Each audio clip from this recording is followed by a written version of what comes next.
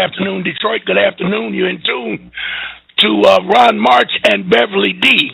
A belated holiday show coming out of Detroit. And Beverly's going to join us momentarily. But what we'll do is get the program started. What I wanted to really get, let me go down and cut the music down a little bit. What I really wanted to do was to talk about the 6 European nations that have colonialized. That's what they did. They colonialized United States of America. This is one thing we never discussed. It's not in the history books. Nobody talks about it. But I got it right here. Yep. I thought I turned that music off. It's right back.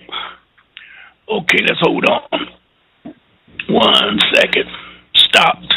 I'll get rid of it completely. There you go. Okay. What we really did, or what they did, with this destiny, the European used what is known as, we got it here, international manifest destiny. That's one word you need to look up. Manifest destiny was a widely held belief in the United States of America by the settlers. Now, this was molded into manifest destiny in the 19th century, which would be around 1800. They were going into this manifest destiny concept because the European himself was under the gun of the Magna Carta. They never taught us much about the Magna Carta. And so as a result, we couldn't put 2 and 2 together. And since we don't read a lot as we should, not read a lot, since we don't read period like we should read, they have literally stolen our land right in front of us, and we just didn't know it. So what I'm going to try and do tonight is give you some information, especially something to look up. And I know Bev, once she shows up and gets with us, she's going to check me right down the line so that she will understand and do the homework. And I want you out there to do the homework also, because when I come on the air, I like to be challenged as to what I really know or what I'm really doing. And I like to say to you, don't believe me. Look it up for yourself. I'm not going to sit here and argue with you about what I do or what I say. I can back up what I do. Now, if you find me in error, I would be the first to adhere to the mistake or the lack of the knowledge and make the right corrections. So let's get started with the 6 European nations that literally, where are we at? That literally formed and signed the Declaration of Independence. Now, we get near, there you go. Here it is right here. Now, I'll give you the list of the European nations. We have, here we go. We have England, Ireland, I'm counting as we go, France, Germany, Holland, and Scotland. England, Ireland, France, Germany, Holland, and Scotland. And when you look at Holland, it's the old Dutch country, and it's called Holland, or it was called Holland then. The United Nations Charter outlines the lawful international obligations as a result of trusteeship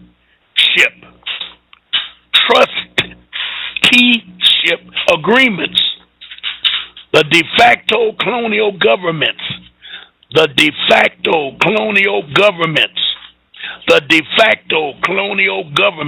have to indigenous sovereign people whose sovereignty have been usurped.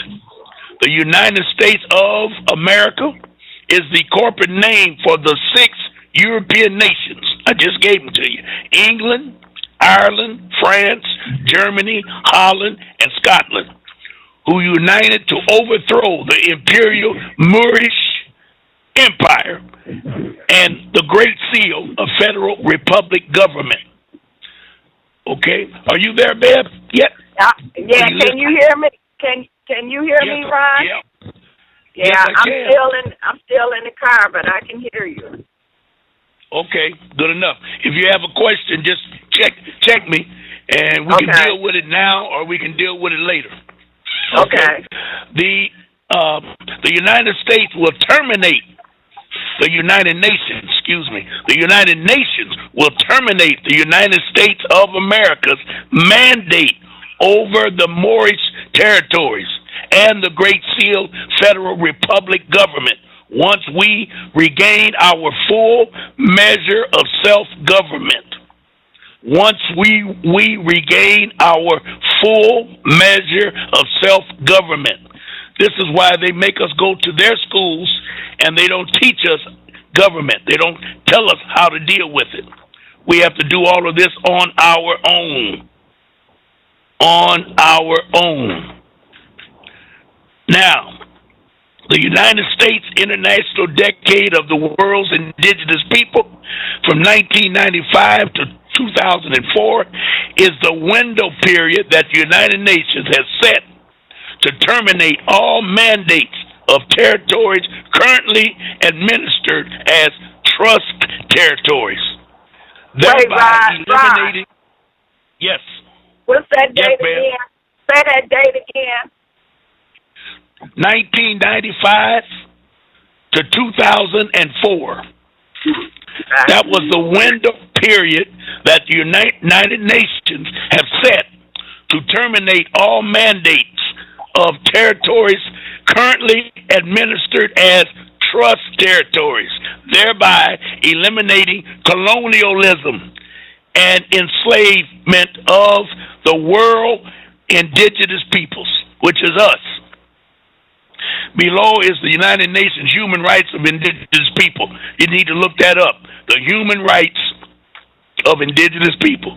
And the Wachita De Da de Mayu Moors, which is mentioned in this report. Now,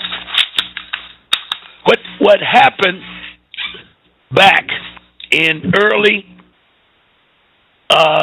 mid 1700s, when the British government had already accepted the colonialist.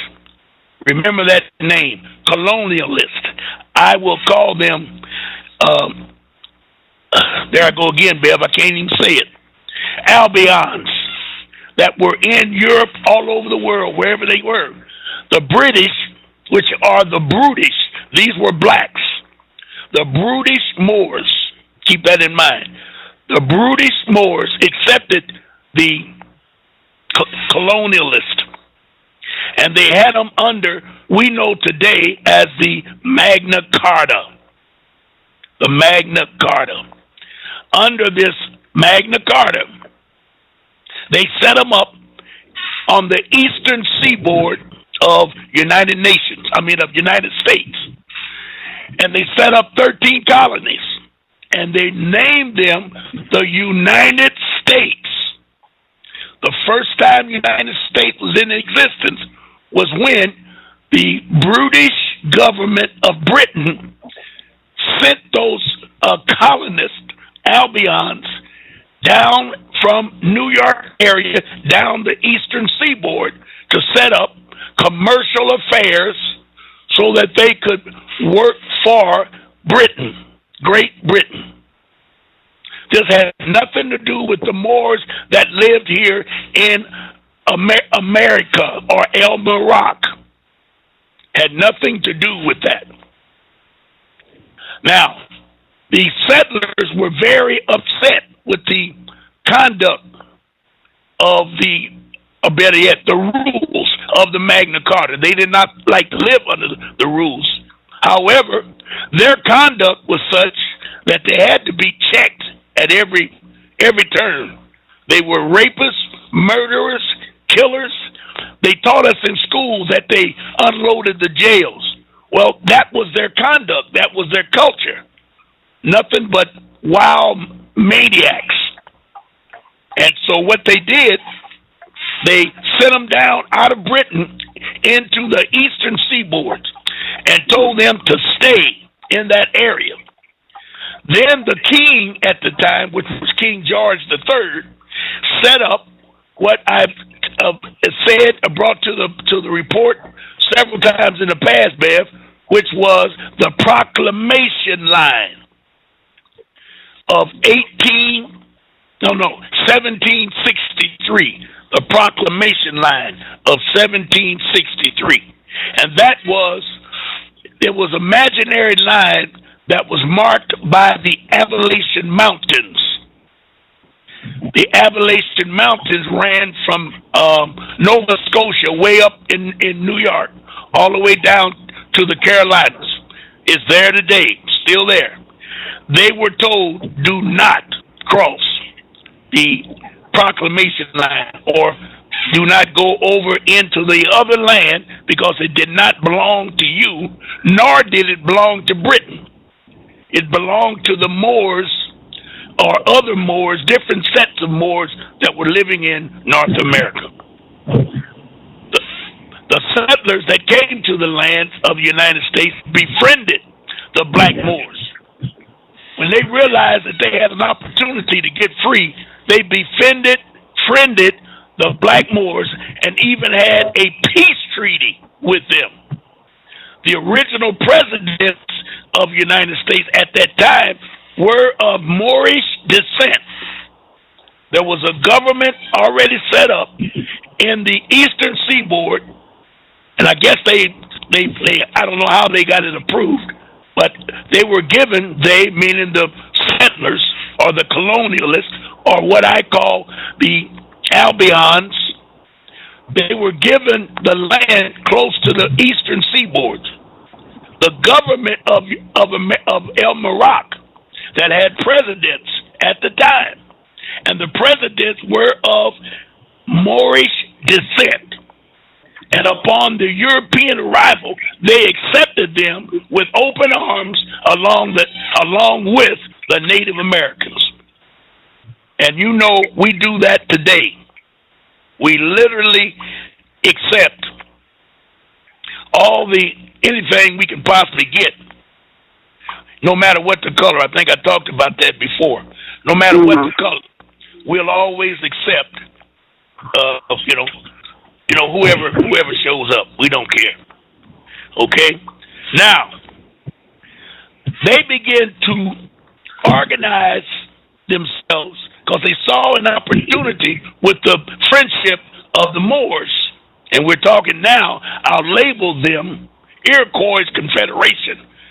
But it was the Moors that came down from the eastern seaboard across into the Appalachian Mountains, all the way down to Florida and across the bottom. The Iroquois Confederation land was huge, and they were very, very organized because they had a lot of knowledge on government.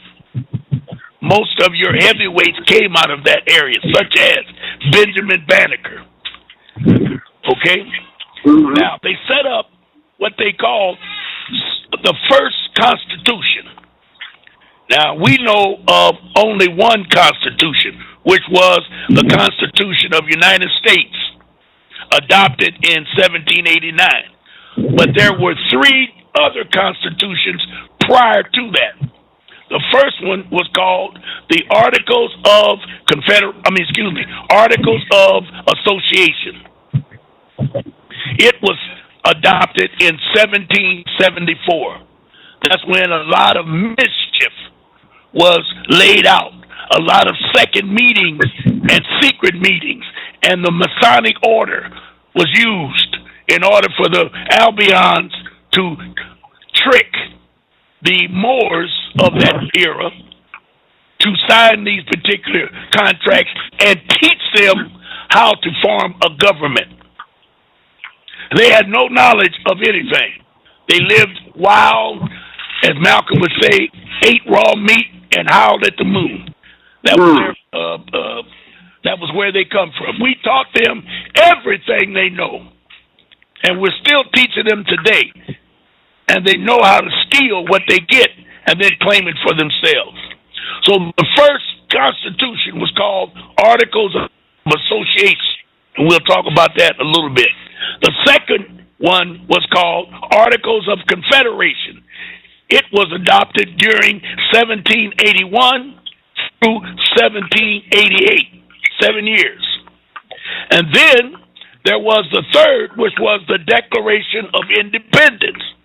It was adopted in 1776. All during this period of time, we as Moors were teaching the Albions how to form a government so they could set up their quote-unquote 13 colonies. And then the fourth, which we all are acquainted with, and that is the present Constitution, known as the original United States Constitution, adopted in 1789. Now, all of the government officials then and today are totally aware, and let me get this out while I got it here, where you at, baby, are totally aware that all public officials to violate any one of these four constitutions is to violate their own constitution, which would be the fourth. And they have sworn an oath of office to uphold the United States Constitution. And if you read the articles, what they call them, the Bill of Rights. The Bill of Rights say, and I'm going to get to that in a minute, which is the 6th article of the Constitution, that any agreement, contract, or anything that was set up prior to the United States Constitution will be the law of the land. So we should be studying the Articles of Association, the Articles of Confederation, the Declaration of Independence, and then we can manipulate and own and control the Albion because we can use the Article 6 of the United States Constitution and hold them to contract law. But since Article 6 is dealing with contract law. Yes. And I'm getting ready to hit. Huh? I'm getting ready to hit Article 6, but I wanted to finish up this one piece. Okay. So if you violate the Constitution, is to violate your own Constitution, which is the organic United States Constitution, and you are sworn oath of office, and your power and authority comes from the Magna Carta Code of white supremacy. I looked that up. The Magna Carta Code of white supremacy. It was sanctioned, and this was by the British and Europe and the Pope, because these Albions, you couldn't do nothing with them. They were heathens. Let's keep that in mind.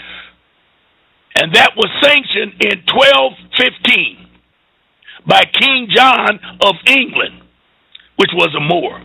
And the governors, the white people of the world, were conquered, whereas our Moorish power and authority comes from our natural birthright and the Great Seal and the mathematical 0 to 9, which was written by the Creator.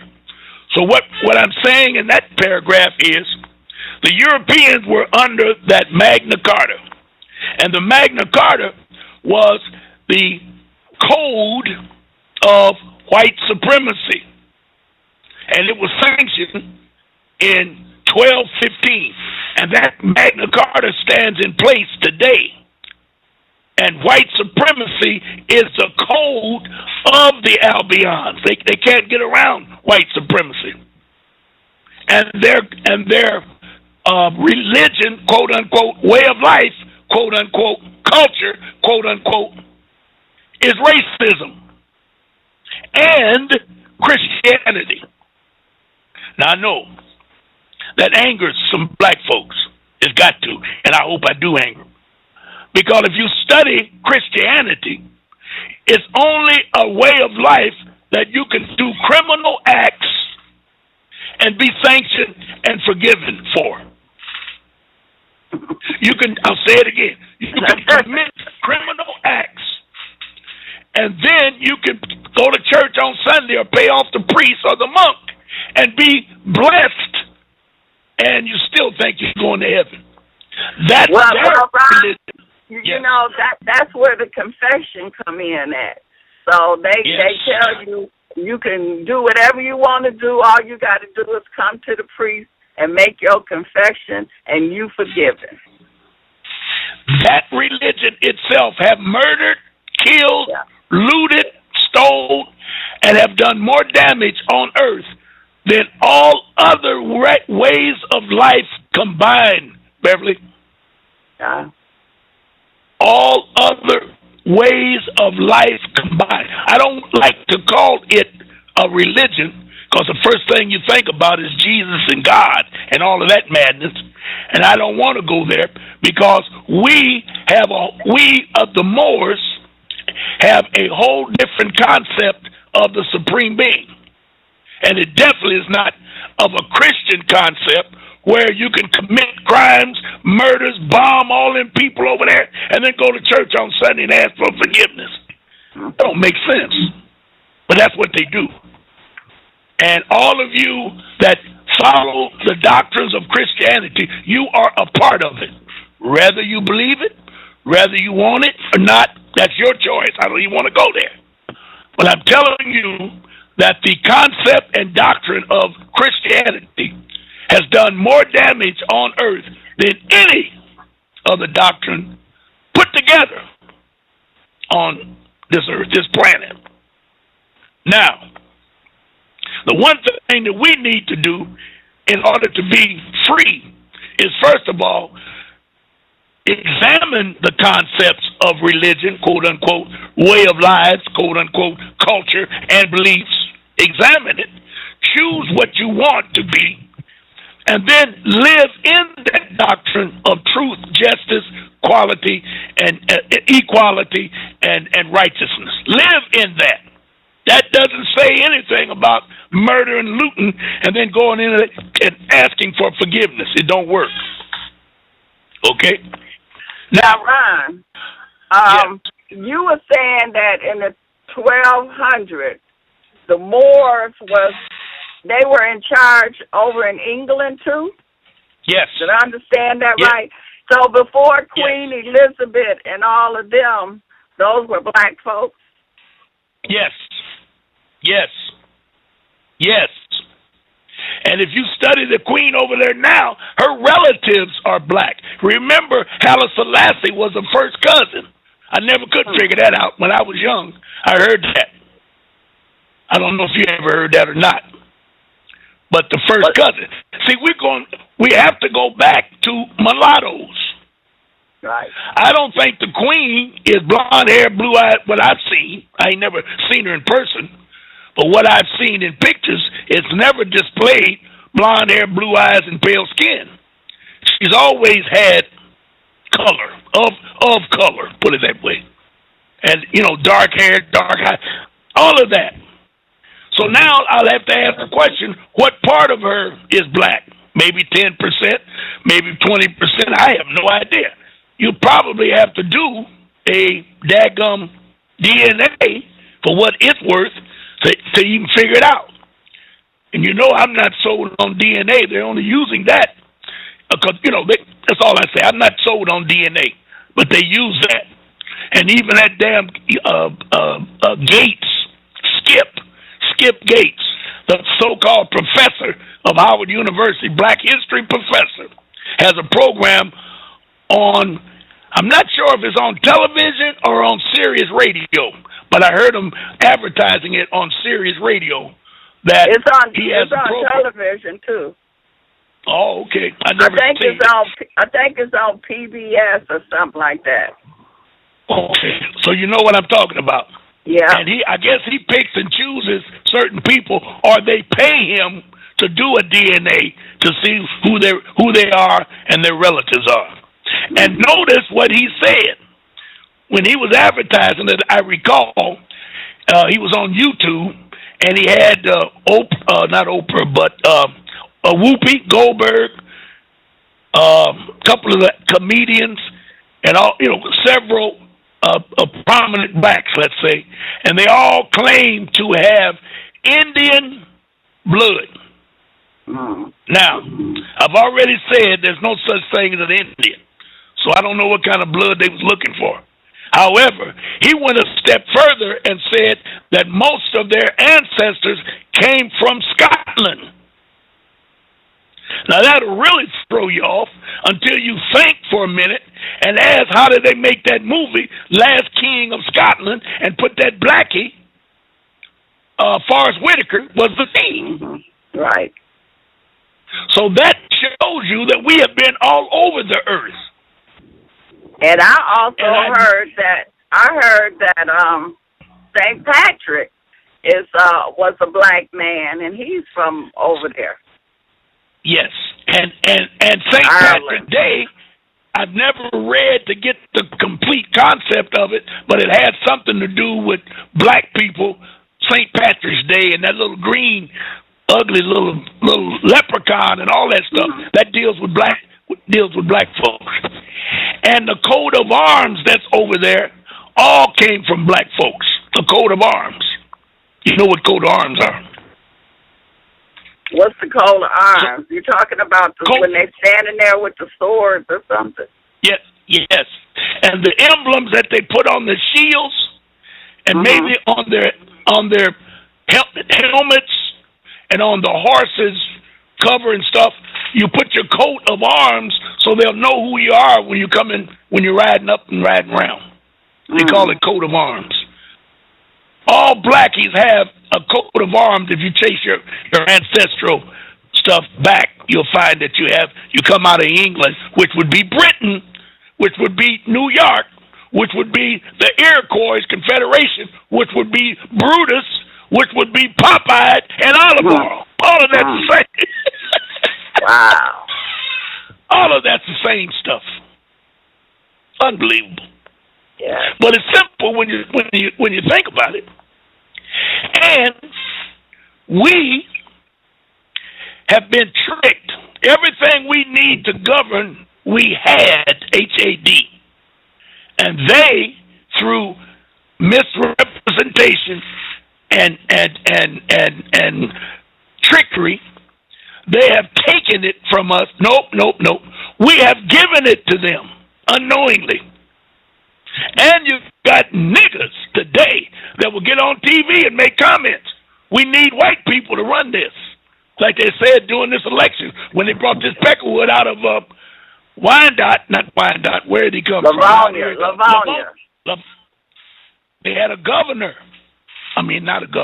judge, Deborah Thomas, on TV saying we need a white governor, a mayor. And we had some radio people saying we need a white mayor because the white mayor can do more with the white Congress up in Lansing and get more deals made than a black mayor. What kind of mentality can say something like that? Well, what they were saying was that the white people up in Lansing was not going to release the money to the city until you get a white mayor. That's what they were saying. All right.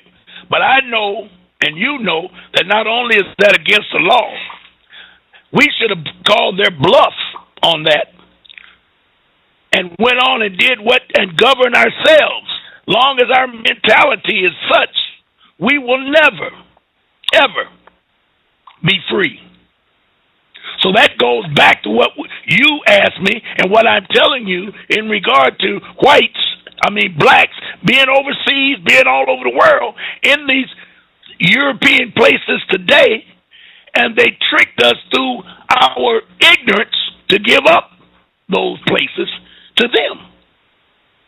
Because they surely gave up Detroit to them. I heard today they're talking about, my son told me, he said, Dad, they're going to build a bowling alley in downtown Detroit. He said, he said it's already there. I said, you got to be kidding. Because I know this.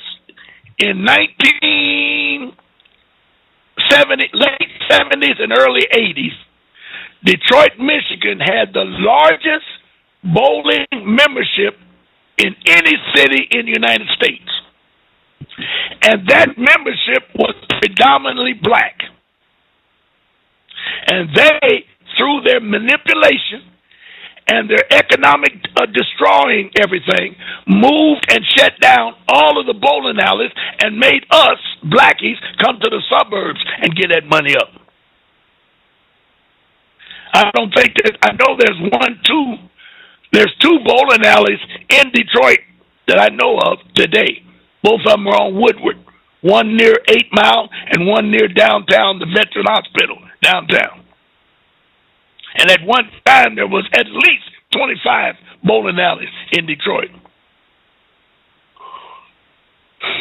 Did you know that, Beth? No, I did not know that. Yes, that was the deal. Yes. So, we're talking about the Europeans that manipulated themselves into our government through friendship and immediately begin to circumvent every agreement, every treaty, and then as they put them in the history books coming into 1850 and 1860, they said everything that happened then by blacks was actually done by whites. And we fell for it because we didn't know any better. And you got niggas today that still believe that we come over here on a ship and will argue you down. And I told a brother the other day, yes, we traveled like everybody else because you couldn't travel the water unless you had a moor because the European was so stupid, he thought the earth was flat. So I can't argue with you about riding or sailing on a boat, but I can argue with you about the so-called slave market that was a huge, lavish market of economics by bringing hundreds and millions of slaves out of Africa. That's a damn lie. Why would they go to Africa when they could bust us in the head over here and put us in slavery? You got it? That's part of the European psychology. Yes. Man, you something else. Yep, you're totally correct. You're totally correct. And we never even talk about it. We don't even know, don't even realize the damage that it does to us, So, let's move along here. So now, to protect us, our forefathers, I guess they begin to realize that they were dealing with a devil. So, in the original Constitution that was adopted in 1789, they had what they called the Bill of Rights. And I am sure that most of our people have never read the Bill of Rights. And I'm not faulting them because I just got heavy myself within the last couple of years to go back because as I become a Moor, you have to learn the history in order to be free. And you'll see how simple it is to be free. So Article 6 of the United States Constitution demonstrates the connectivity of unity in law of all of the foregoing constitutions, meaning the four constitutions that I read to you. There's a connection in law between all four of them. Articles of Association, Articles of Confederation, Declaration of Independence, Treaty of Peace and Friendship are all treaties made under the authority of the United States Constitution. And they all are supreme law of the land. Now, one thing, Bev, and I'm going to flip over here real quick because we have a lot of black folks that have major problems across the country with the European about travel, about traveling. You follow me? Yeah. Now, when you go to, can I do it this way? No. I got to go to, when you go to Article of Confederation, and I'm going to get to it as I go down, and read Article 4 of the Articles of Confederation. Now, keep in mind, all those articles are the supreme law of the land. Article 4 of the Confederation says that you have a right to travel, how do they use it? Ingress and regress anywhere you want to go. Meaning, look up those words, ingress and regress. That means to travel unhampered with. I use the word hampered with. You have a right to go anywhere you want to go as long as you're not doing commercial affairs.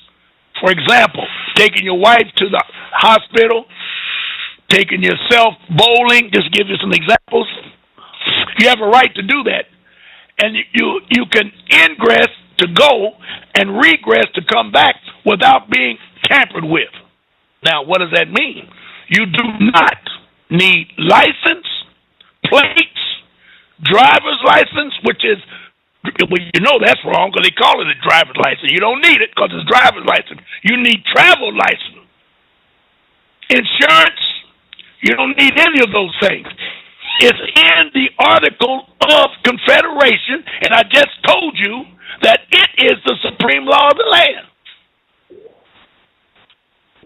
Now, can I get any clearer than that, Beth? No, we understand. And we'll get to it in a minute. Okay, scholars and the erudite, I don't know what that is, of jurisdiction, of jurisprudence, I guess those are heavyweights in law, recognize these documents of law as being one constitution. So they talking about, they lump all of them into one, which is cool, as long as you know the other three. You follow me? Mm-hmm. Most of us don't even know about association and confederation. We've heard about Declaration of Independence, but we don't even read that. You know, because if you read Declaration of Independence, it says we are all equal under God or our Creator. But yet, we let them put us in the 14th Amendment equal under the government of the United States. And then they'll stand there and look at you and say, this is the same thing as what the Declaration of Independence. And everybody say, okay. You see what I'm saying? Right. When you become a 14th Amendment citizen, not only, when I say government, I'm talking about police department, before you can get to your Creator, judges, jack-leg, lying-ass preachers, everybody, you got to go through all of those people to make them happy before you see your Creator. But if you go to the Constitution, it says you can go directly to your Creator. There's nothing between you and him or her but the heavens. And we still, see, we let them trick us, and we feel comfortable since, well, it don't make a difference. I ain't going to break the law anyway. That's some of the crap that you hear. See, those type of people need to be wiped out. Those are what I call niggers, and I ain't going to stop calling them niggers. That's what they are. They're just useless. They are, what do they call them? Useless eaters. They're just in the way, period. They don't want freedom and don't want you to have it. But they'll tell you, I won't stop you. But they'll do everything that they're told to do illegally from the colors of law. Not lawfulness, from legalness. And that's crazy as a loony tune. And keep in mind, before somebody jump on me, well, what are you doing? I'm picking my battles as I go along. And I am totally in defiance of Obama, all that crap in Washington, all that crap on the other side of the Proclamation line. I'm against all of it. But I'm only one person. I can't be free unless you're free. And you're fighting me by going along with the bull crap. So I have to pick my battles as I go along. So I won't get shot like them kids are getting killed all over down there and everywhere. Or choked to death. All right? So let's continue.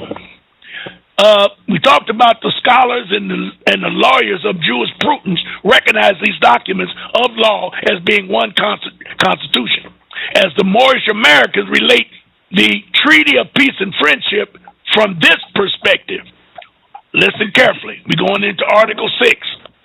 All debts contracted and engagements entered into before the adoption of this Constitution, which is the original, shall be as valid against the United States under this Constitution as under the Confederation.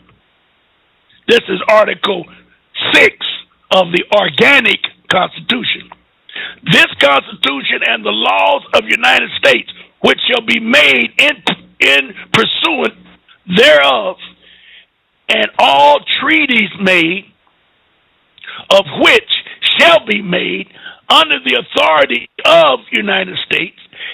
In other words, they can't go out and make some treaty that they're going to kill us because they made a treaty.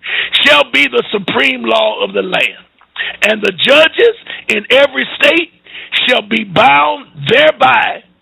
Everything in the Constitution of laws of any state or the contrary notwithstanding. So what they're saying, every state has to swear to uphold every official in every state, police, firemen, all of those are servants to the state. They all have to swear an oath to uphold the Constitution of the United States. And remember, I told you, the police department. You are listening to the Truth to Power and the Ron Mark Show, and Ron was explaining to us about the the 6 European nations. Ron, you there? Yes, I am, Beth.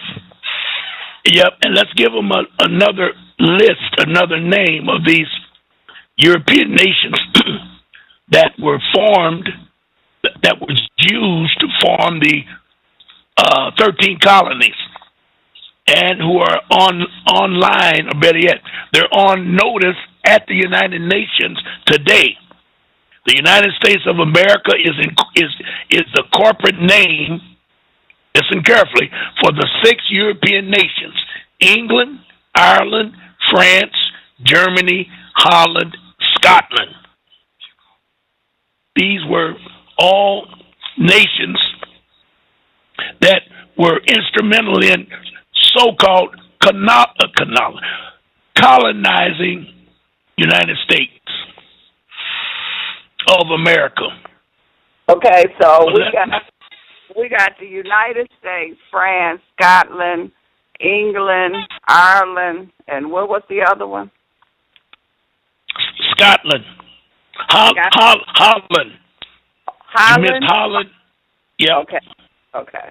Which is Dutch Holland, and Scotland. All right, got it. Yep. Now, they were instrumental in colonizing United States, which it never dawned on me that we were being colonized. And I'm sure that most of our brothers never knew that we were being colonized. And that's why they brought up this manifest destiny. Okay. Yep. Now, wait, Ron. Before you get started, I want to let the people know that the chat room is open. So if you want to go in the chat room, it's open now. I don't know what you're looking for. Okay, go ahead, Ron. All right. Now, during this period, now, you know, we're in the period of 1770 to 1790. A lot of the formation of this European hookup, I don't want to call it a European hookup, and it has names like 13 colonies. It has names like United States. It has names like colonists, settlers, Albions. All of these names belong to the outcast heathens that Great Britain sent to the eastern seaboard of North America to set up what we know today as, and I'm going to call it the 13 Fortune 500, Fortune 13, because they all were nothing but corporations that were set up. We need to understand that. Now, when they were doing this, now what year was this again? When the 6 European nations were set up? They were formulated in the first Articles of Association, and I'll go back and give you that date of the Articles of Association, which were 1776 for the Articles of Association. That was the first Constitution, and we were dealing with 6 European nations. And then the second one was Articles of Confederation, and I'll give you the date. Let's back up one. Articles of Association, 1774. Okay. Articles of Confederation, 1781 through 1788. Okay. Then the third was the Declaration of Independence, which was 1776. So it was in conjunction. No, it came, I should have turned that around. It came after the Articles of Association came, by dates, came the Declaration of Independence, which was 1776. Wait a minute. And then we went. Wait a minute. Articles of Association was 1774? Yes. And the Articles of Confederation was, the Declaration of Independence. Let's do that next. Declaration of Independence was 1776. Got you. Okay. And then Articles of Confederation was in place in 1781, and it stayed in place for 7 years to 1788. Now we were in the Americans. This is where we leaving from the Americans and going into the United States. When they changed the word. You have the concept, but you're not saying it right. Okay. We had nothing to do with this hookup of the 13 colonies. That was done by Great Britain. Okay. We were befriended by them after they were sent, and we educated them on government. And in our education process, we set up these constitutions that we're naming, these 4 constitutions, as we were educating them. And all forms of government was set up by a black brother named Big Ben Bay, who was a Moor, and it can be proven that he was a Moor. I got you. I hear you, Andre. We can prove he was a Moor because he has his black fez in the museum in Alexandria, George Washington's museum in Alexandria, what's the state? Virginia. Alexandria, Virginia. George Washington's museum is there. And all the presidents have a fez, Bev, a Moroccan Moorish fez. All presidents. Okay. To acknowledge the fact that the land, the country, belonged to the Moors.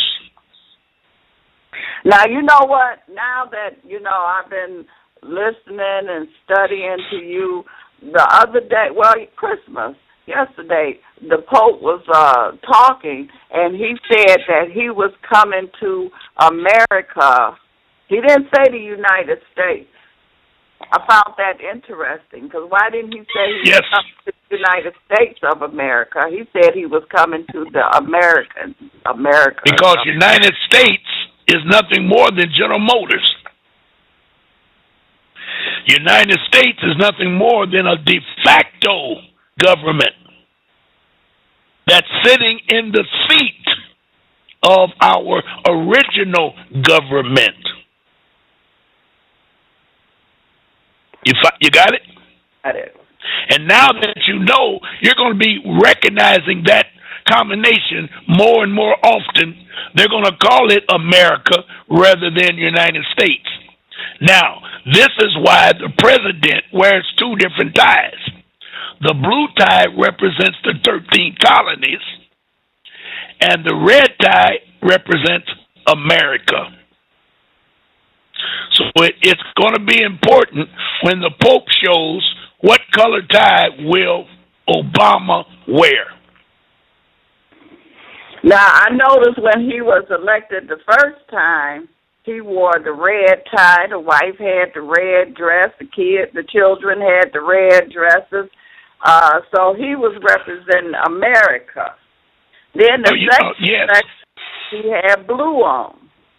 Okay. Now, let's break that down. Are you talking about when he was reelected or when he was elected? When he was the first time in 2006, when he was elected, he had the red tie. The whole family was dressed in red. Correct. And then they came out later that day and said that the Supreme Court justice had made a mistake and he had to do the inauguration a second time. Mm-hmm. And they did, and the next morning, quietly, they did it inside of the White House. And at that time, he had on a blue tie, and he didn't even have a Bible. He swore in on that day before when read on Lincoln's Bible. But they said that it was such a quick process, and the second time that they didn't have time to do this, this, and this. So he just stood there and raised his right hand and said, "I do." Mm-hmm. And nobody said a word. And I want you to know, Bev, because you're getting smart fast. So I got to check you right quick and say that when you see these things going on, don't be upset at the European or the Negro, because they neither one of them know what they're doing. Somebody's engineering that. You follow me? Mm-hmm. Meaning those Supreme Court justices. I'm not even convinced that they are familiar with the United States Constitution, because they look at the laws that they're passing. You see, or acknowledging. You know what I'm saying?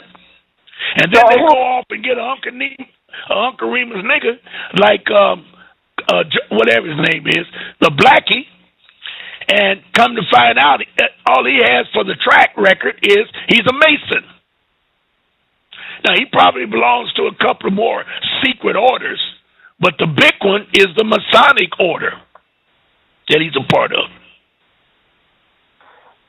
You follow me? Mm-hmm. So a lot of times we fall in the trap. Well, why don't they say this? Why do they do that? They know better than. No, they don't. No, they don't. Let's stop giving them credit for that. I don't give that European. I have never met a European that's smarter than me. Never in my life. I met them to be more sophisticated in a particular field, like, for example, changing a car engine or doing a heart transplant. But I can learn how to do that. I'm not challenging those specified educational fields. I'm talking about smart in intelligence and acknowledgement of truth. That's where your truth. That's where your knowledge comes from. And I don't think you're going to find one either, Bev. You may give them credit, but I guarantee you they don't know half of what you know. And you will make a mistake often, or better yet, we have made mistakes that we assume that they know. Just like we'll say, well, being a chief of police is a hell of a job. You got to have a degree from this and a degree in that, 30 years. Come on, think. Look what they showed us down in Ferguson. Where did that hillbilly come from? He couldn't be a dog catcher in any urban city. Couldn't pass a test. Biggest idiot in the world. And then the prosecutor down there, he looked more like a self-appointed attorney. You see what I'm saying? But he gets the prestige and the limelight as being the prosecutor, or being, oh, he's the chief of police. Good morning, chief. Come on. Good morning, Fred. Or good morning, idiot. We give them too much credit because we've been trained to acknowledge authority. Our children are brainwashed to acknowledge authority. And they learn as they grow into these secret orders how to display their authority. Not that they know, they just know how to display it. There is a very good book that backs up exactly what I'm talking about. It's called Power, P-O-W-E-R, Power, by a European, and I shouldn't say European, he could be a mulatto, but by an individual named, his last name is Koda. I can't think of his first name. K-O-D-A, Koda. K-O-R-D-A, Koda. I can't think of his first name. I'm looking at it, but I can't call it. But the name of the book is Power, and it will rock you because they go into, if you have an office and you're a CEO, how you should set the office up. Where should the chairs be? Where's the table? Where's the everything has to be set. So when you sit in your seat, you're in the power seat. Whoever comes in the office automatically feels like they're in the punk seat. They have a seat over there. Now he's sitting there with a bigger chair looking down on you. You sitting there nervous as a hootenanny. You see what I'm saying? All of this is by design. They are taught these processes. It's called power. P-O-W-E-R. Power. Okay? Now, who do you think that's orchestrating this? Well, we know back in the day when as they called the founding fathers was putting this together when they were doing the takeover, the coup, as I call it. Yeah, but don't forget, when I started out, I'm going to try to go back to the top and say, yep, they befriended. Here we go.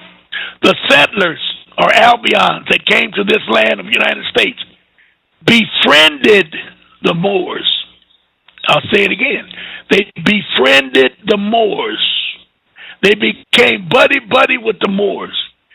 And then a brilliant black man named Benjamin Banneker was one of the leading components of our government, which was the Continental government, taught them the increments or the idiosyncrasies of forming a government. We taught them everything they know. So when you ask that question, where did they get it from? They got it from us.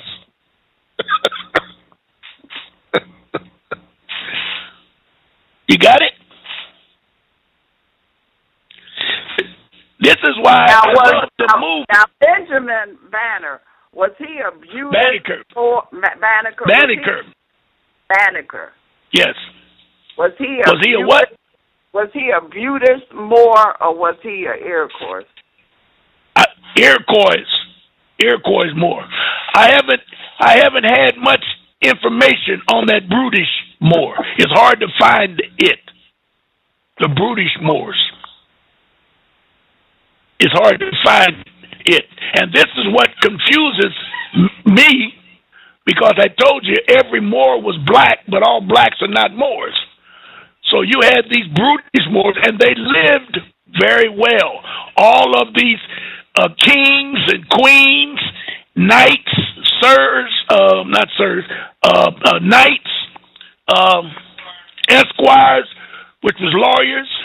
All of these individuals had these class systems that lived into this brutish Moor system, and they were living well. So when the European came in, he had to come in as a serf, way down at the bottom. And he didn't like it. And he was not allowed to go up. Okay. All of those knighthoods were blacks. All of them. Now, once they start miscegenation, because you know we love them old white girls. Once all that started, you can kind of figure out that there was a major as it began to develop. So you begin to see some light complected blacks that were moving up. Let's say moving up as best I can tell you, because they had no way of knowing who was black or who was white back in those days. Once they started mixing the blood, there was a law against it. One of the main law that they lived with for years was whatever the mother was, the child was. Now think about that. Because our culture was a matriarch culture. Well, the European, when he got in power, he switched to the patriarch because there was less men slaves than there were women slaves. And since the man has been dominant, I guess I can say that, has been dominant, wherever he does or wherever he places his instrument, you know what I'm talking about when I say instrument, he cannot be held accountable, but the mother will be held accountable because of the law. So if she was a slave and I took advantage of my mistress, that baby was a slave. You dig it? Gotcha. Yep. So now, if I fell in love, and because a lot of us was marrying them girls too, and then once because I'm reading this book, they said, and I got to say it.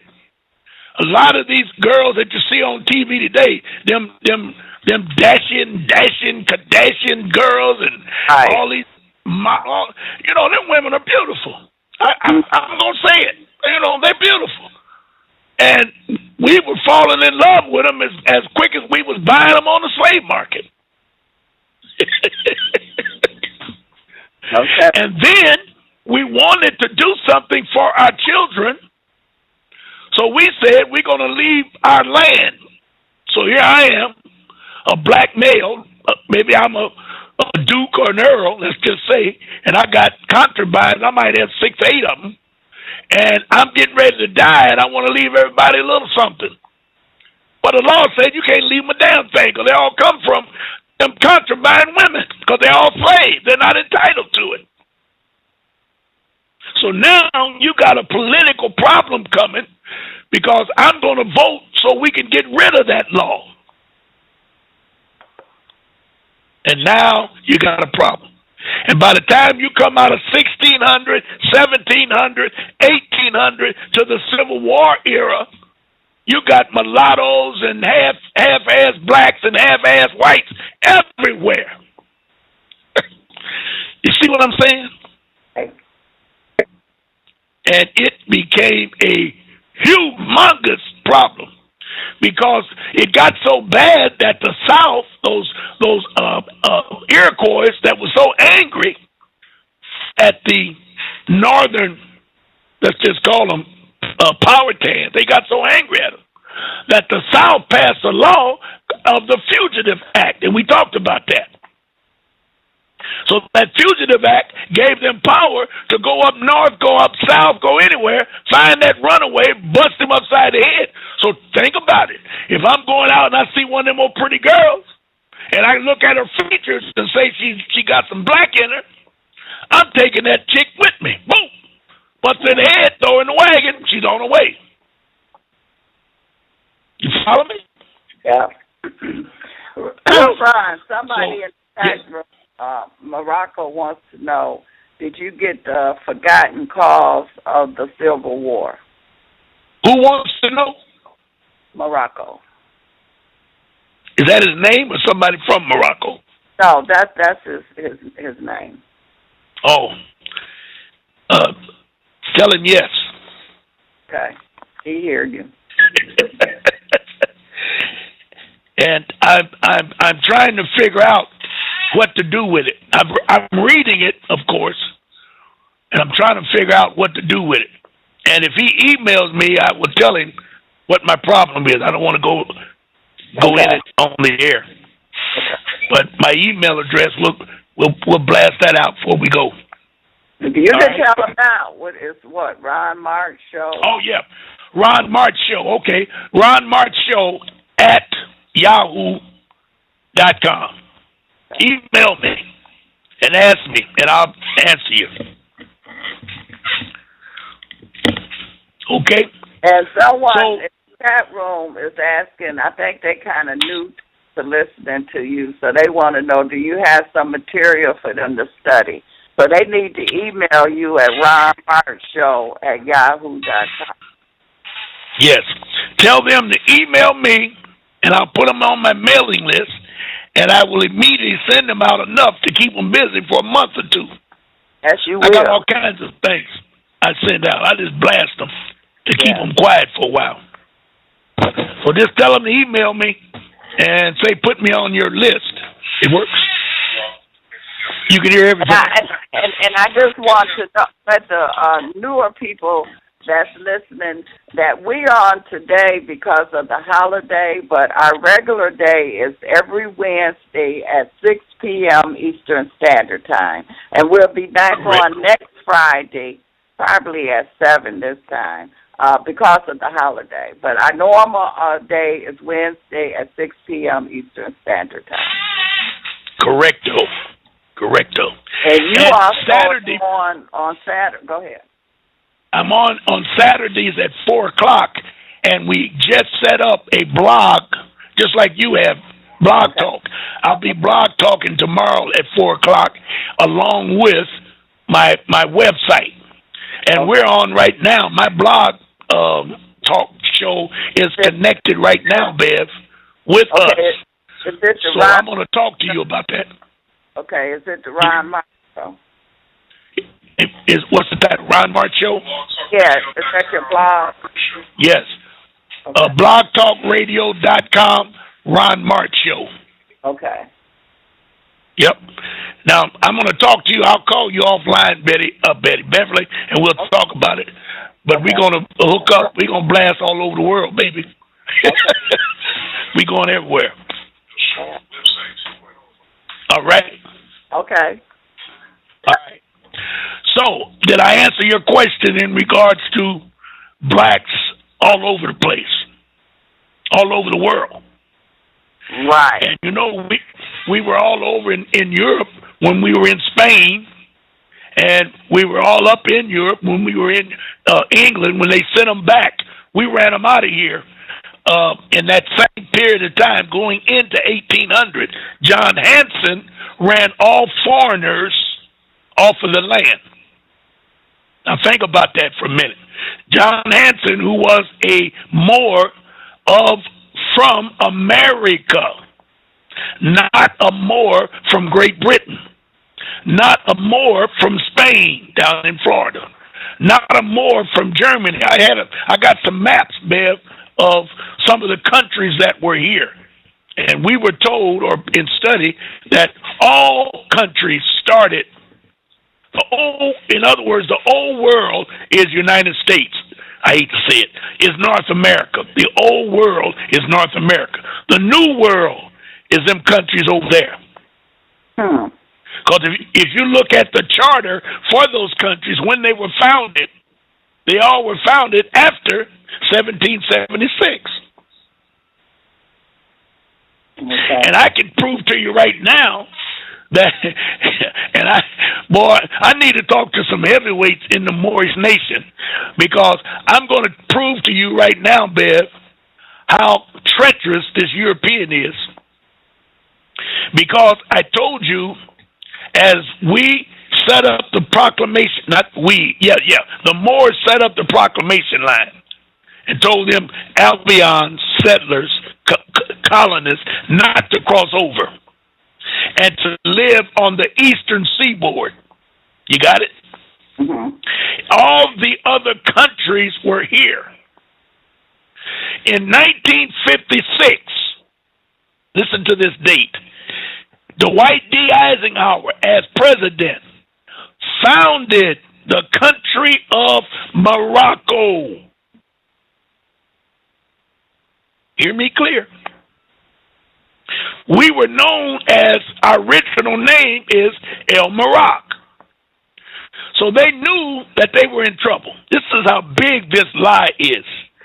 This is why it's so difficult for us to get free. This is why I know we are children of the Most High. Because these enemies come from all over the earth.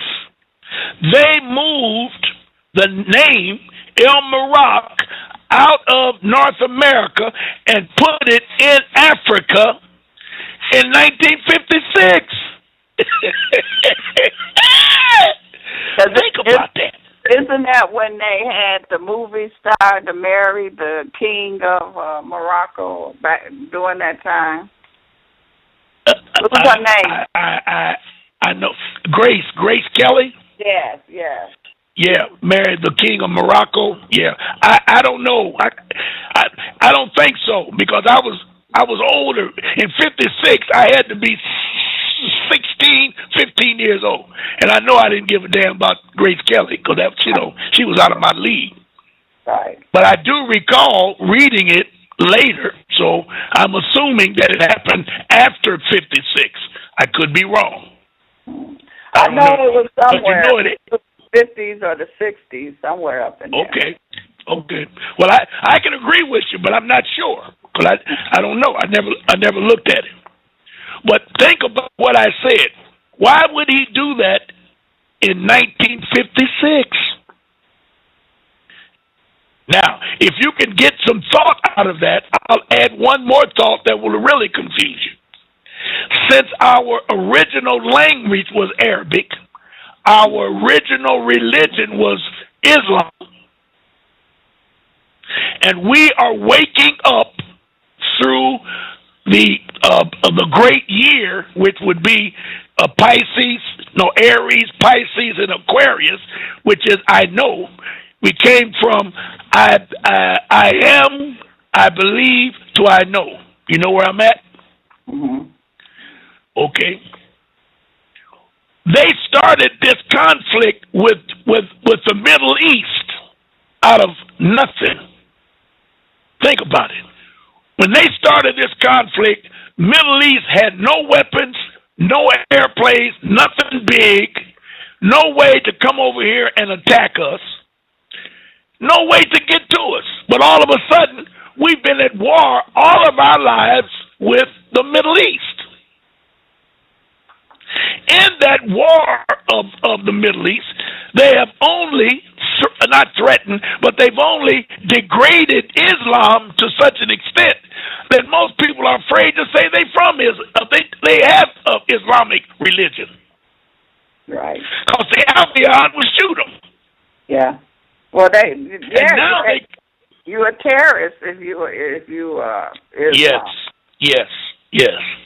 Now, I'll say again. Why is that, Bev? Why?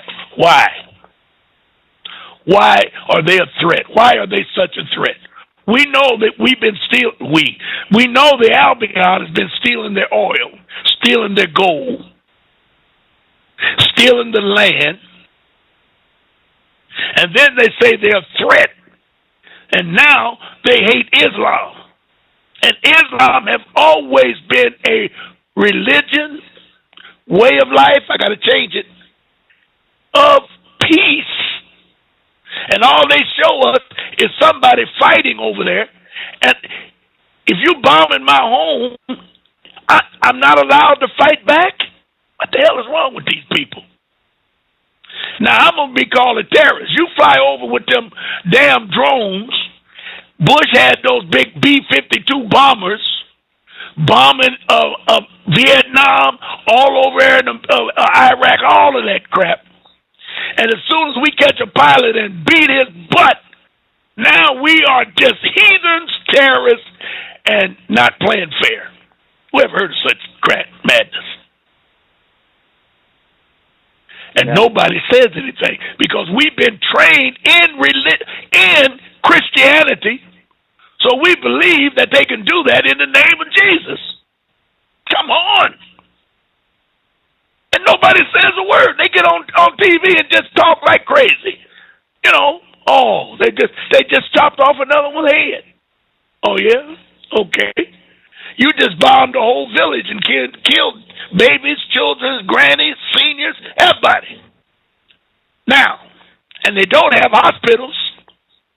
Now, and we chopped off a head, or we did something like that. Or we heard there's going to be a terrorist attack. Come on. And I'm upset because we get these niggas, and I'm calling them niggas again, that have these microphones and have nerve to sit up and try to talk about international affairs and never bring it up. Come on. They can't. Now, you're right. But we don't know that as a group of people. We don't know that.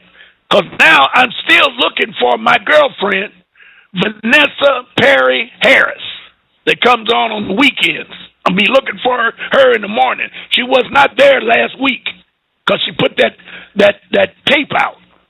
You know what I'm talking about? Is she the one on MSNBC? Yes. Yes. Very attractive little lady. And she's got... I think she's a professor. Isn't she a professor? Yes, she can be. She's very intelligent, very educated, and she did 3 weeks. 2 weekends ago, she did a special on all of the murders that the police departments have put on black unarmed teenagers. About 12 of them. It was about a 4-minute presentation, and it was real raw, real right on the money. Okay. And then she disappeared. Some black guy, a so-called black, some no mustache nigger is taking her place. Now I don't know. She might have went home for Christmas, but somebody could have said something. I only turned it on to hear her, and now she's gone, so I ain't gonna be listening to nothing. But I'm gonna check. She's on Saturdays at like 10 o'clock and Sundays like 12 o'clock. For 2 hours each, something like that. Okay. Somebody say, what is her name? Do you remember her name? Vanessa Perry, Perry, Harris, Harris. Vanessa Harris Perry, something like that. Oh, okay. Yeah. All right. She's very good. I like her. She really gets to the nitty-gritty. And she asks those raw questions. Like, look what they're doing for the 2 police officers. But before we go there, I got to say this, Ben. We got a little time. Here's a deranged nigga that shot his girlfriend. I don't know where he got the gun. Shot his girlfriend. Stole her telephone and drove from Massachusetts to New York. While he was driving, he was on Facebook saying things like he's ready to kill a pig and a pig's gonna fly tonight and pig in a blanket, I'm killing me some one white pig, all that kind of stuff. He gets up there and shoots 2 individuals that look like him. Neither one on white. Well, what my thing is, Chinese. Where the blood? Orient. I didn't see no blood in the car. I didn't see no blood on the window. I didn't see no car doors open. They didn't show. They didn't show none of that. And here's something else. I looked at the car. They sold the car. Oh, they did? Yeah. I didn't see it. Well, listen to this. They were supposed to be shot at 2:48 in the afternoon, p.m. And he ran from the shooting down in the subway and killed himself. Did anybody see any cameras down there? All of the subways are loaded with cameras because they think that the terrorist's going to strike. So as soon as you go down the steps, you're on camera. Did anybody see him run in a corner or whatever they did and blew his brains out or whatever? I ain't seen none of that. You follow me? And I heard that the guy was a fashion designer and he don't even wear. Lord have mercy. Well, why did they say he was a deranged individual that needed psychiatric treatment? I heard that. So, does anybody out there know anything other than what we do?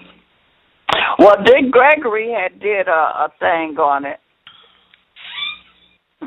And what did he say? Because he's the one that opened my eyes to several incidents involving this kind of stuff, you know?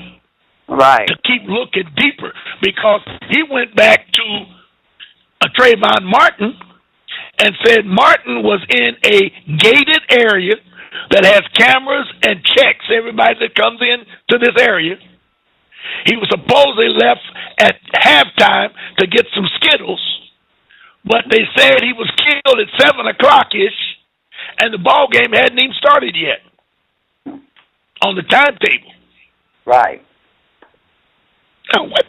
And they said, Dick Gregory said, once he did leave his father's house, the mama never saw him for 3 days. The daddy didn't know where he went. The mama didn't know where he went. At the end of 3 days, the police said they have a body at the morgue. And now they begin to put this story out about Zimmerman. Yeah. And let me be the first to tell you, Bev, because it sounds like you don't know.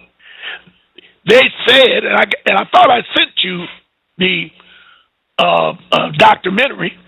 They said that the body was so decontaminated, or whatever you call it, that the heart was sent to Dick Cheney.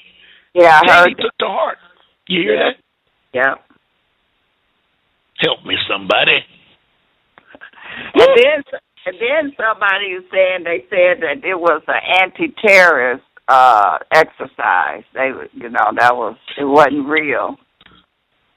Yeah, well, there's a lot of that going on because all that shooting that went on at that Sandy, whatever that thing was, where all them little kids got killed. Mm-hmm. They said none of that happened. Right. Yep, unbelievable. All right, let's get back to this agreement. Now, I'm trying to locate, as I was going down, I wanted to read some of the information from the Articles of Association. That's the one that's real tough. But I did read for you, Bev, the Article 6 of the original Constitution, which would be the Bill of Rights. Article 6. Yep. Now, if you go down, we're reading the Aboriginal and Indigenous Natural Peoples, which are Moors of North America. The Aboriginal and Indigenous people of North America are Moors and of the world have a vested interest in knowing about, learning about, preserving their unalienable rights, substantial rights, and birthrights. Particular emphasis must be put on the fact that European colonists' demo operations are constantly violating constitutional principles and international laws. Officers, politicians, and policemen, etc., are are repeatedly breaking the law of nations in order to effectuate their color of law. And remember that color of law. And that's, have you ever looked that up, Beth? Color of law? Yeah. That's a mess. Yes, it is. Because color of law is you look it up just like it's a 3-letter word, but you look it up and all 3 words come up. Color of law. It's practices of stealing the birthrights of the natural peoples of the land, particularly those of Moorish Americans who have been branded as Negroes, coloreds, blacks, West Indies, and Latinos. This is madness, Bev. And all of this is coming out of that meeting that I told you about that they did back in 1774 that was a byproduct of the Articles of Association. And in the history books, they called this meeting, this private meeting, they called it the First Continental Congress. And you know what I told you? They met. Go ahead. The First Continental Congress is the 1774 Article of Association. But it was 2 different meetings. One was the original Constitution that was formed, and then there was a secret meeting when they said they had 2 problems as they were circumventing the association. They had 2 problems. Number 1 was how to get the British off their back and be able to lift the Magna Carta and go across the Proclamation line, which brought on the so-called, quote-unquote, Revolutionary War. And the second one was, what was they going to do about the Moors in in America? How was they going to enslave the Moorish inhabitants and the populations and who were renamed by the European nations with such names as Negroes, coloreds, and blacks? Number 1 issue was to form a united front against King George of England. That was the 13 colonies who united with the Moors, the good Moors, to fight Britain. Because the good Moors was upset because they were treating the Brits. You know how we always feel sorry for somebody. They thought they was treating the Brits a little bit unfair. So they immediately joined and taught them what to do and how to deal with it. So once they met at the Articles of Association, and they were taught that the government and how it worked, they formed what they called the Declaration of Independence, which was a notice to Britain to go to hell. That's all it was. That they wanted their freedom, so kiss it where the sun don't shine. That's what it amounted to. And Britain said they put contracts on everybody that signed that Declaration of Independence was murdered, almost murdered. They all went underground. Now we're talking Europeans, or better yet, Europeans of Moorish descent. See, all this mulatto stuff will confuse you, and I am confused, but I can visualize in my mind what went on. So if you ask me a question, I'll give you what I think it was. But we were dealing mostly from the Europeans' history. We were dealing with mulattoes. And we also were dealing with rules, regulations, lies, and mislies that were confronted in the United States, not in America. So when they had slaves in the United States and all these things they were talking about going on, it was in United States, the 13 colonies on the East Coast. Now, where was the mulattoes running it? Was it during the Declaration of Independence or the Articles of Association? When did they come? They were running it prior. They were existing, first of all, prior to all of that. And I gave you that first date of 1776. So let's go back to 1690, for example. 1690. Those Europeans were coming. We don't know where they come from. And they were coming into Britain.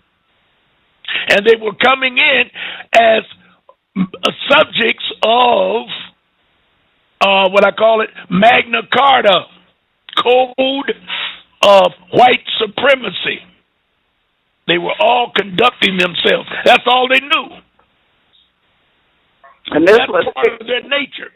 This was 1690. Well, I'm trying to give you a date that superseded what you asked me. I don't really know. I can't tell you. But I was trying to tell you that because they were being created. The mulatto was starting to be created as soon as he met the black man. Mm-hmm. And who knows when that was. Now, someone is asking, is these the same mulattoes that live most part on the East Coast, like Martha Vineyard, the old money people? Yes! Yes. Okay. And there's a lot of Indians over there, too. So-called Indians. The largest casino in the world I went to when I was up in Rhode Island. A couple of months in October, I went to Rhode Island. Got a nephew up there. They got some people that live up there that's strange.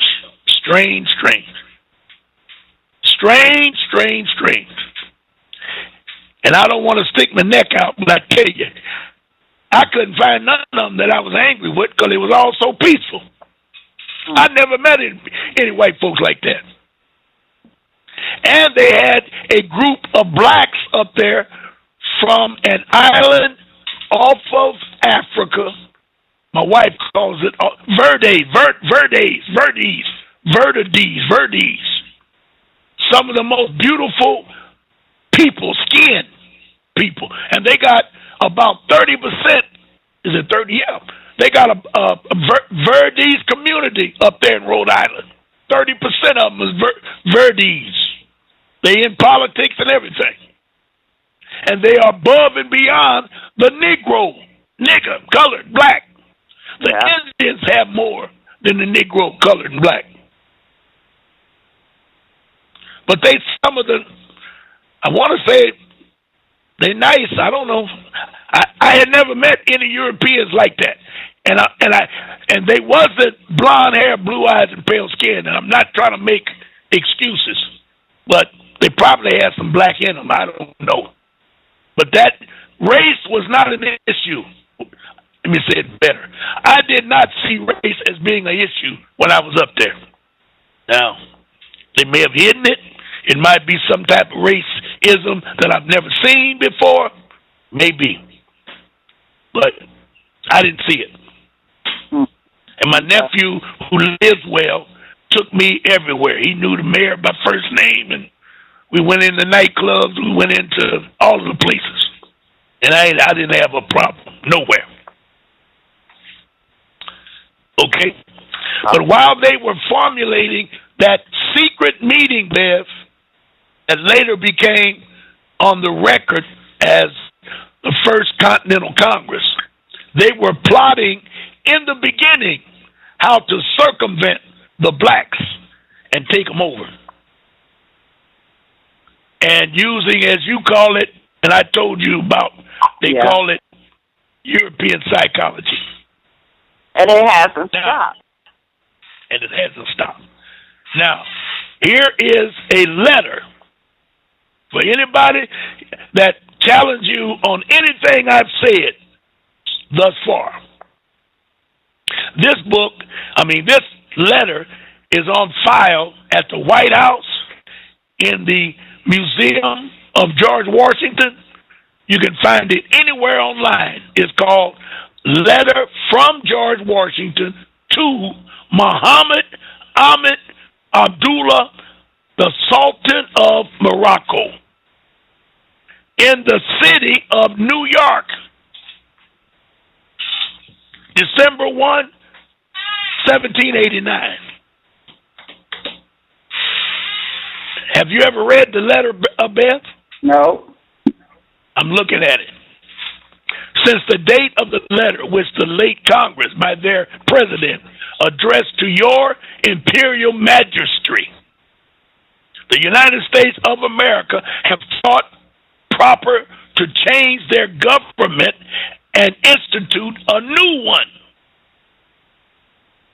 agreeable to the Constitution, of which I have the honor herewith to enclose a copy. He sent him a copy of the Constitution of 1789. The time necessarily employed in the adridgerous task and the disarrangements associated by so great through peaceable revolution will apologize. I must have missed something. And the account for your majesty not has received those regular advised marks of attention from the United States, which the friendship and magnanimity of your conduct toward them afford reason to expect. He's talking about paying money to the Sultan because they gave them the land and they were supposed to create in them 13 colonies a economic tool to send it to England. England was supposed to pay, which was the Moors, and the Sultan was apparently in New England, so he had to be part of the British Moors or whatever. But United States, which was the 13 colonies, was writing a letter to him to tell him that they couldn't pay right now. The account for your majesty have not received those regular advised marks of attention from the United States, which the friendship and magnanimity of your conduct toward them afforded reason to inspect. The United States having unanimously appointed me to supreme executive authority of this nation, the new nation, new contract, your majesty's letter of August 17th, which was prior to 1788, a year earlier, which by reason of the dissolution of the late government remained unanswered, has been delivered to me. I have also received the letters which your imperial majesty has been so kind as to write in favor of the United States to the Bashars of Tunis and Tripoli. Seconds. And I present to you the sincere acknowledgement and thanks of the United States for this important mark of your friendship for them. We greatly regret the hostility deposition of those regencies toward this nation who have never injured them is not to be removed on terms of our power to comply with. Seconds. Within our territories there are no mines, rather of gold or silver, and this young nation, just recovering from the waste and dissolution of a long war, a revolutionary war, have not as yet had the time to acquire riches by agriculture and commerce. But our soil is bountiful and our people industrious, and we have reason to flatter ourselves that we shall gradually become useful to our enemies. To our friends. They have stopped paying altogether. Right. The encouragement which your majesty has been pleased generously, be quiet, to give to our commerce with your dominions. Remember that word, dominions.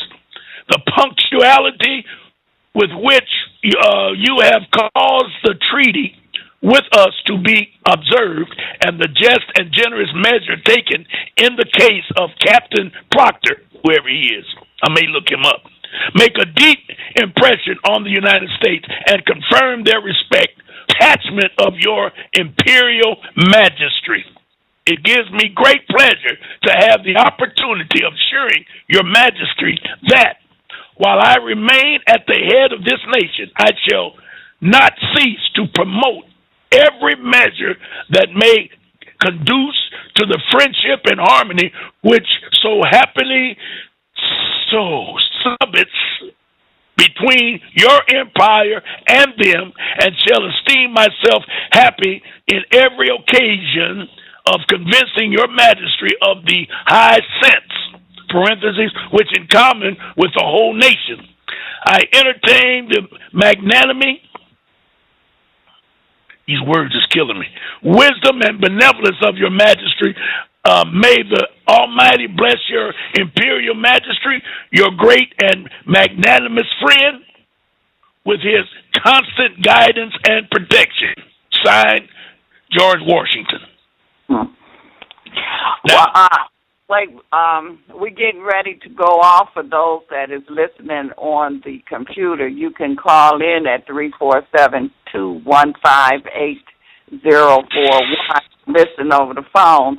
And I will be back on Sunday with Duke Asir at 9 p.m. Eastern Standard Time. And me and Ron will be back on next Friday at 7 p.m.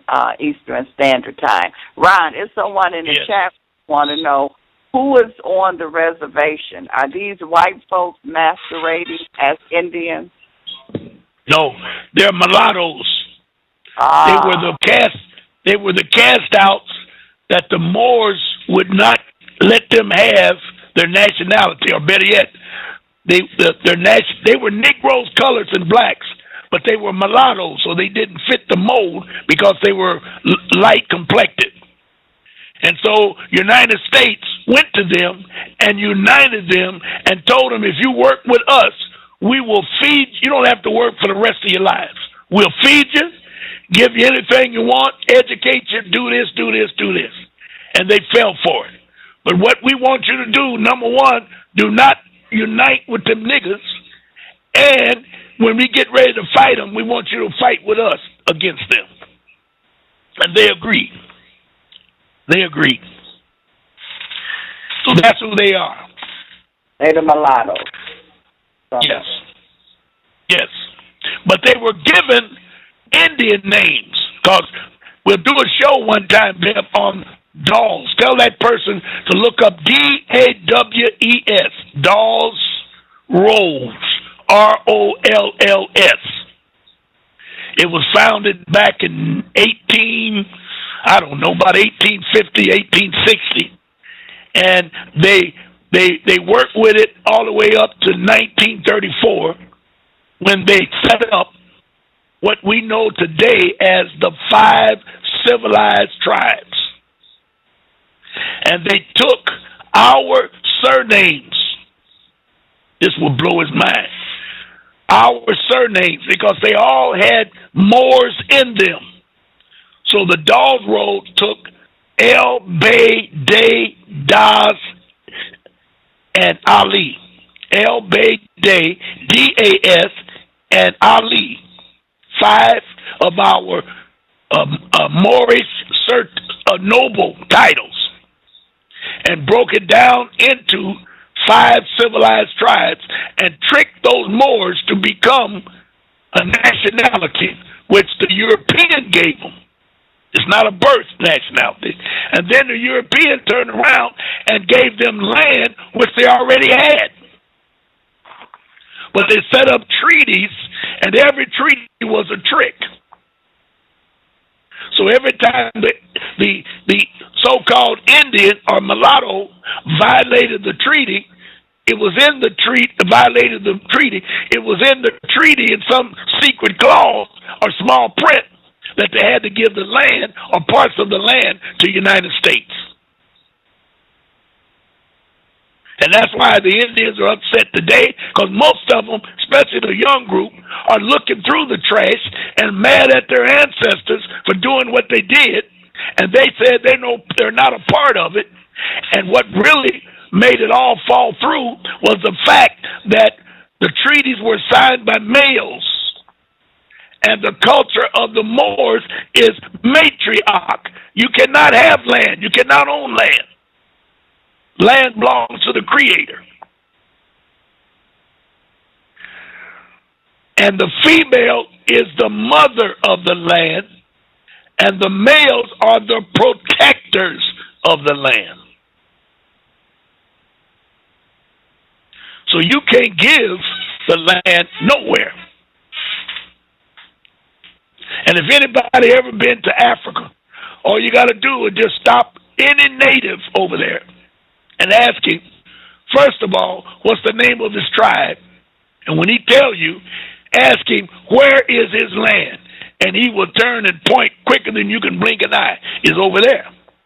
Every one of those Africans, I don't care where you find them, I don't care what tribe they belong to, they all know where their land is. Ron, we have someone that wants to ask you a question. Come on. Yep. Okay. Okay. Area code 414-308. Hey, how you doing, Brother Martin and Sister Beverly? This is Michelle from Milwaukee. I'm also in the chat room as Original Titan. Okay. I just got one comment and a question. Now, we know that there was over 600 tribes here when Columbus brought his ass over here. Okay, and we also know there was 5 civilized Christianity people that, 5 civilized tribes that the white man Christianized. Okay, he dealt with them and made everybody else slaves, blacks, Negroes, colored, however you want to say. But I'm kind of thinking this, Brother March, because I'm thinking that some type of agreement must have been made with the Moors, especially with these Europeans.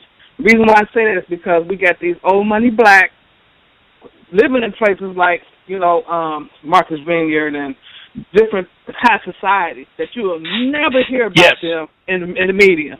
Okay? They ain't getting their money. Everybody ain't no doctor, and everybody ain't no lawyer, and everybody ain't doing all that shit that the regular people doing. So they're getting their money from somewhere. They also getting special schools set up for just them. And I'm going to tell you how I know. Because I'm a student of history also, and I was studying the Brown versus Board Education, 1952, with Gephardt versus Belton. And in this particular Delaware State educational law from 1935, it states that there was 2 types of schools set up, those for the whites, those for the coloreds. It should be free for all, between 6 and 21. But if you keep reading, at the bottom of it says the State Board of Education shall establish schools for children of people called Moors, and nobody wants to read that part and touch that part. Hold it. But it's right here in the record. Stop, sister, stop, please. Email me. Okay. Please. Can you mercy, and let me do some more research on that. Can you? Okay. Would you please email that to me? Ron March. And I'm going to do more research. Ron March Show. Okay. At yahoo.com. I'll email you, and I appreciate you. I'm going to hang up and listen to the rest of the show. All right. Thank you. Woo. See, that's good, Bev. I'm telling you, that boy, you got some listeners, Bev, and I love you. It be some heavyweights listening. They just don't say too much, but they be listening. Okay. Well, I must be doing something right, because I know they'd be checking me if I was running something. Like that chick. Was that you last week? That chick was talking about the Algonquins and wouldn't let me agree with her. Was that you? Was that your show? Yes. Whoa. Yeah. Okay. All right. Well, we got a little bit more time, Bev. So let's deal with this. The first president of the United States was a black man. Now that's deep. Notice how it's worded. The first president of the United States was a black man, John Hansen. Right. Now that I never knew, but notice how it's written. When they went down with those 13 colonies, John Hansen was part of the 13 colonies. If this is true, and I'm going to have, well, I know they talk about John Hansen being the first black president, but this one says the first black president of United States, not of United States of America, but of United States. So we're only talking about the 13 colonies, was a black man. And I know the United States what went to war against Britain in the Revolutionary Army, Revolutionary War. You dig it? Now, a black man, a Moor, John Hansen, was the first black president of the United States from 1781 to 1782. George Washington was really the 8th president of the United States. George Washington was not the first president of the United States. In fact, the first president of the United States was one John Hansen. Don't go checking the encyclopedia for this guy's name. He is one of those great men that are lost in history. If you're extremely lucky, you may actually find a brief mention of his name. The new country was actually formed in 1871, March of 1871, which the adoption of Articles of Confederation. We talked about that. That was one of the constitutions in the beginning. I'm going on down. The new country was actually from the adoption of Article. This document was actually proposed on June 11th, 1776, but not agreed upon by Congress until November of 1777. Maryland refused to sign this document until Virginia and New York ceded their western lands, which would be Maryland. Maryland was afraid that these states would gain too much power in the new government, from which but they had too much land, which are two huge states over there today. Once the signing took place in 1871, the president was needed to run the country. John Hansen was chosen unanimously by Congress, which included George Washington.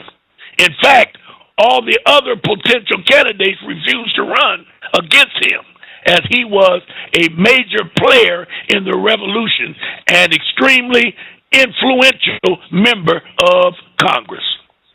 As the first black president,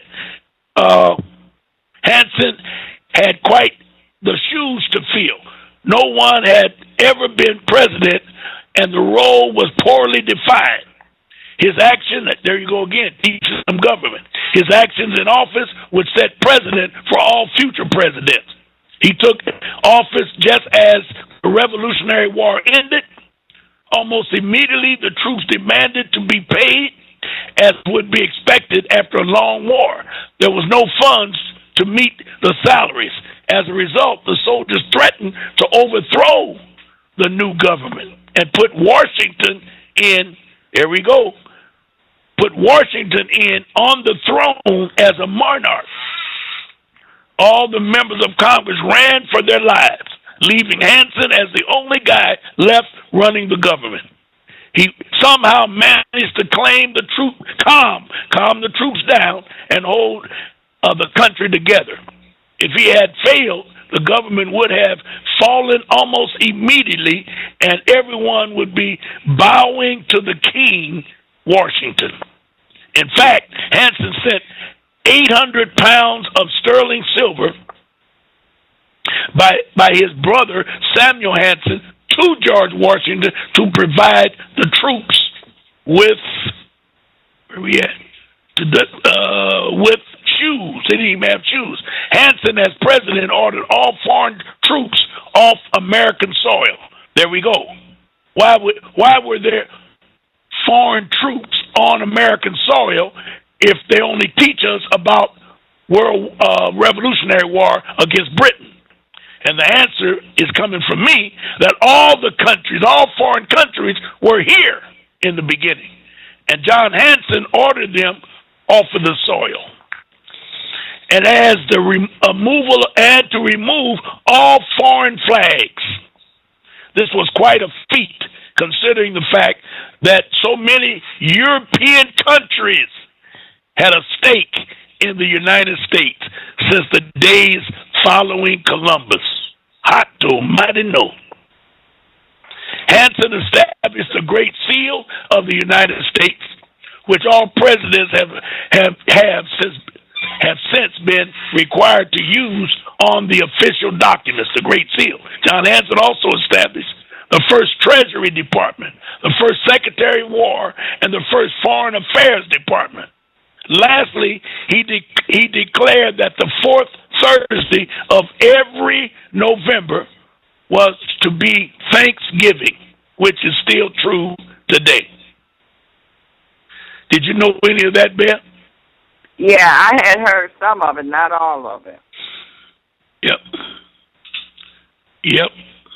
So I remember to show you how the European psychology is really working. I had my granddaughter one time do a report on Hansen, and the teacher just went ballistic. No kidding. She couldn't handle it. Yeah, she couldn't handle it. Wow. So, what happened? What kind of grade did you? She told her that was not true, that it was a lie. I mean, why would you tell a child that? And I told her she need to go do her research. Yes. Said George Washington was the first president. And I didn't even know back then the difference between U.S., United States, and America. I didn't even know the difference. Yes. Right. You got a lot of people today. But once you fix that in your head, you can see, just like you saw this past week, that the Pope's coming to America. He didn't say he's coming to the United States. Right. That's deep. Yeah. The Articles of Confederation only allowed a president to serve for 1 year during any 3-year period.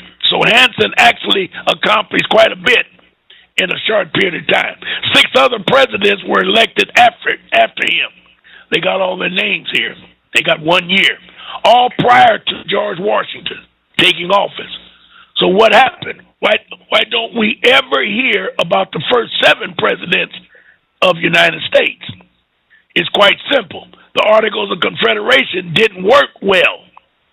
The individual states had too much power and nothing could get agreed upon. The new doctrine needed to be written, something we know as the Constitution. And that leads us to the end of our story. George Washington was definitely not the first president of the United States. He was the first president of the United States under, let me get it right. I know what it's going to say when I get under the Constitution we follow today. And the 6 presidents were forgotten in history. Now, wait a minute, Ron. Was he the first president of the United States or the United States of America? United States of America. Okay. So he was the first president of the corporation. Yes. Now, once I learned that United States of America was really a charter given to United States to use America, which was a country and a government, as their, let's call it, mother state. That ain't a good word, but I'm trying to tell you, if Beverly had a daughter named Josephine, work with me on this one, Beverly. So Josephine would be of Beverly D. Okay. So we would know that Josephine's parents, mother, was Beverly D. Mm-hmm. So Beverly D would have the power, not Josephine. Right? Yeah, so that's how come when you have people that's part of a corporation, they sign their name and they do say of so and so. Yeah, well, yes. Yes. Yep. Okay. So it's not a big deal because I used to think United States of America was the corporation, which it was as a de facto government in 1871, 100 years later. So what is it now? Again. The de facto government of United States of America, Inc. They formulated a corporation. And it's a de facto, meaning it's not a real government. It's a corporation, just like General Motors. And they sit it in the Constitution illegally, or better yet, unlawful. There's no rule, regulation, or article or amendment that gave them the right to do that. And remember, I told you, and I know how to do it, Article 1, Section 8, Paragraph 17. I'm going to pull it up right now. And those numbers equal 1871. You got it? Got it. Now let's go to that, and I'm going to show you, or try to show you, what I'm talking about. So we're talking about Article 1, Section 8. And I'm flipping over to Section 7, and I'm over here to Section 8. Yeah, Section 8. Now we go to Paragraph 17, and it says, to exercise exclusive legislation in all cases whatsoever over such districts, parentheses, not exceeding 10 miles square, as made by secession of particular states and the acceptance of Congress becoming the seat of the government of United States. It don't say United States of America. It says the seat of the government of United States. And the name of the Constitution is of the United States. The Constitution of United States. You get it? Yeah. Okay. So the seat, meaning that they have a right to not to exceed 10 miles square. Some people say 10 square miles and 10 miles square are two different land masses. I'm not that heavy. I don't know. But I would assume it may be. But they are, and it has to be a succession of particular states. So the states have to give them, if they want to get bigger, the states have to give them more land. For District of Columbia.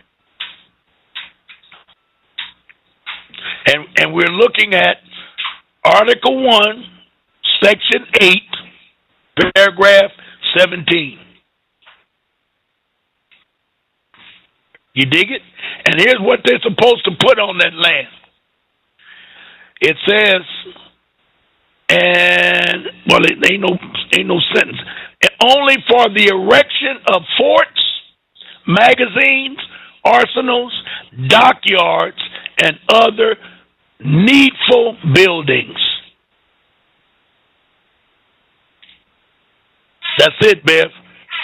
That's why you see all those big buildings over in D.C., which would be all in buildings, and they all are corporations. All of your major corporations are somewhere in that 10-mile square because they all belong to the 13 colonies. You dig it? Right. Everybody, boy, hat. Wow. All right. It's just mind-boggling. Yes, it is. Yep. But I try and give it to you so, you can kind of understand. And like I say, I'd love to be challenged so I can fine-tune my delivery, because once you throw them mulattoes in, you got a problem. And the European learned how to hide behind the mulattoes or use the mulattoes to manipulate the Moors. Yeah. Yeah. You dig it? Yeah. I mean, it makes sense now because when you always used to see the judges, the attorneys, the teachers, they always used to be mulattoes. Yes, yes, yes. They were always favored. And you see now when Europeans talk about integration, or my best friend is black, most of those friends are mulattoes. They go there first. Like a white girl told me, the men on the job were talking about beautiful black women. And when I mentioned Halle Berry, the white girl that heard it said, "Oh, she's white." I looked at her and I started laughing. She was sincere. She must have been young. Well, was she young? She wasn't too, no, well, I'd give her 35. Okay, yeah. 20s, 30s, they really lost. Yeah. Not all. Yeah. So. Yeah.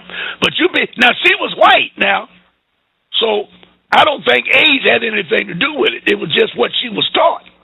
And we're going back to that color line again. You dig it? And we look at color, like I say, when we talk about mulattoes, we're looking for black features in a European, period.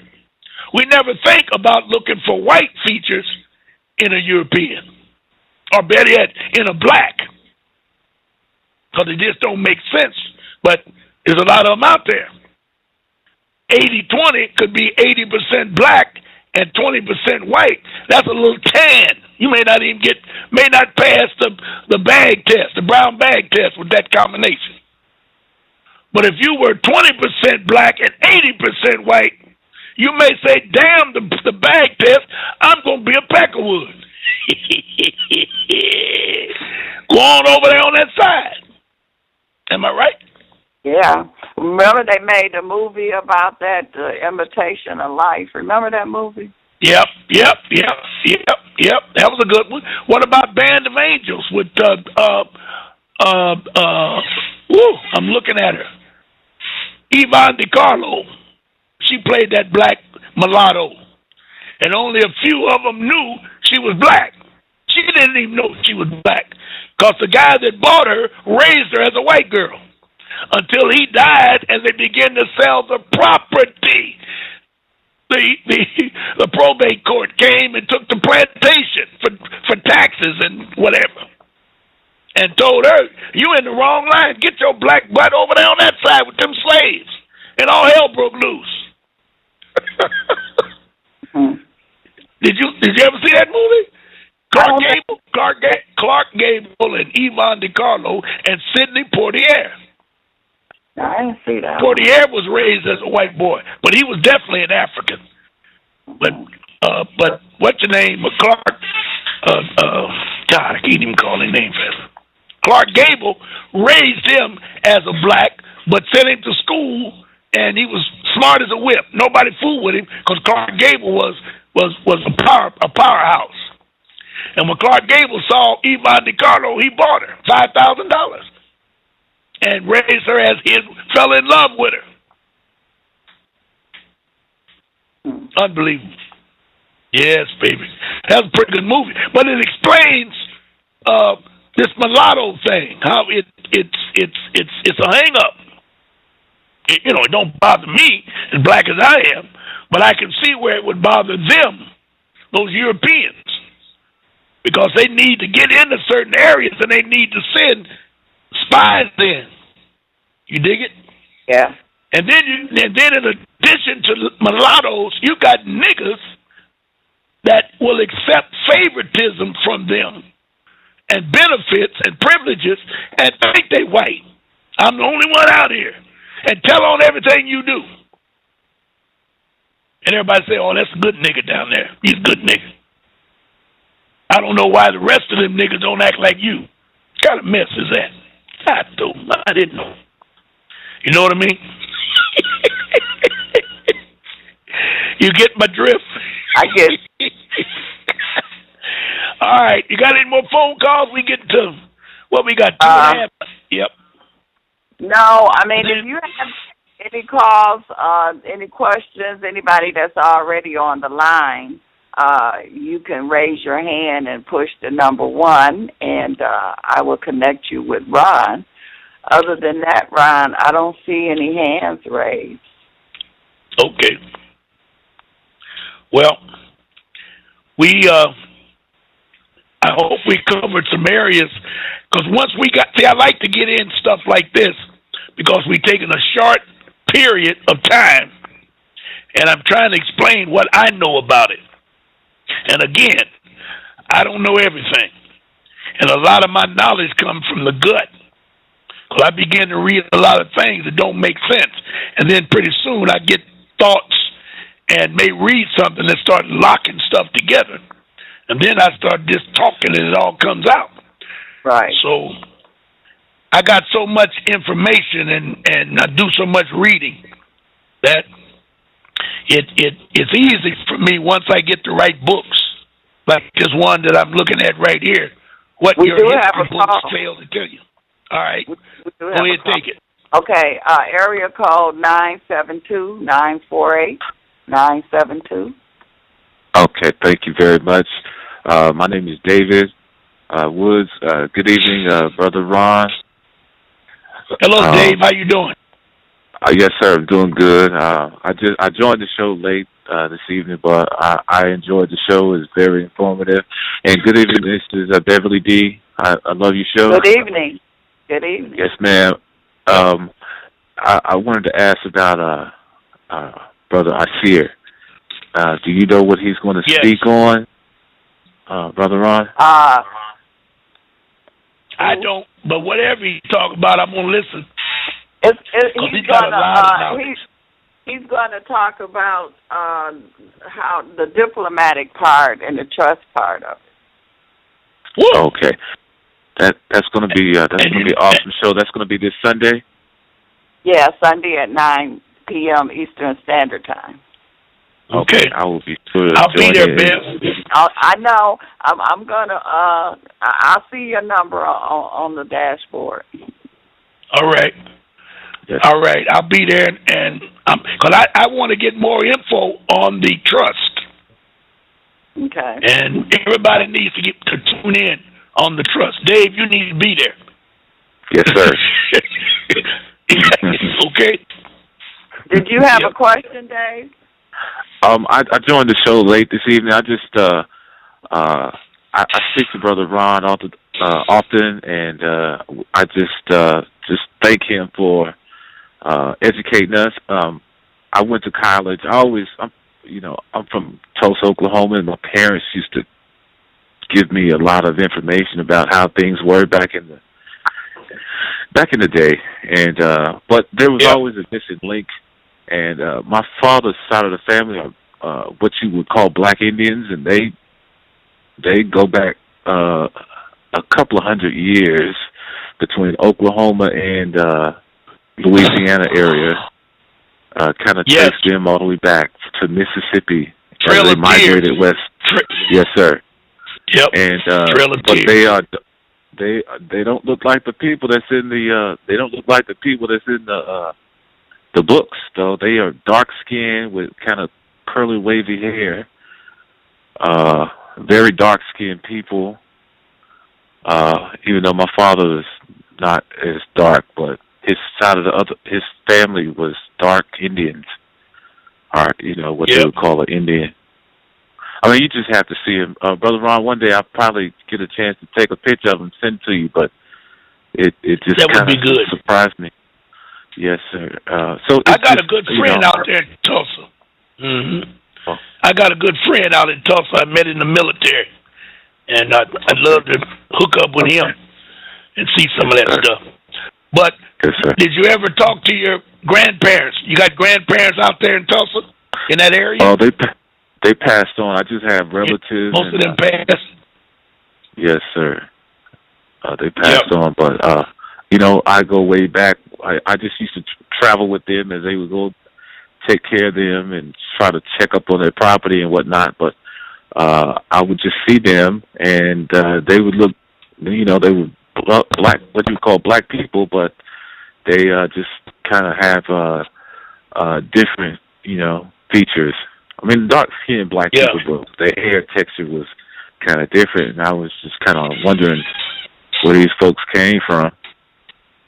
And they were from the Louisiana area. Mixed.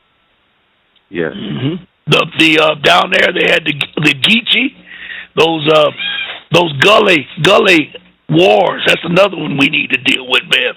The gully wars, and a lot of them had good hair, and they come out of that Seminole Indians type thing. Yeah. And what he's talking about, they were ran out of that Louisiana, Alabama, so-called Delta, Black Delta area. And that damn Andrew Jackson ran them all out of there. And Indian removal. And made them walk all the way out to Oklahoma. Unbelievable. I got a documentary on that. Yes.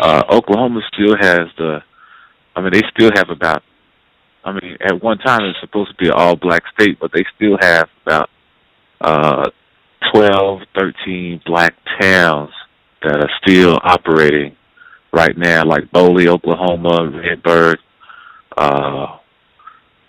several of them. And you don't hear about them much, but and yes, sir.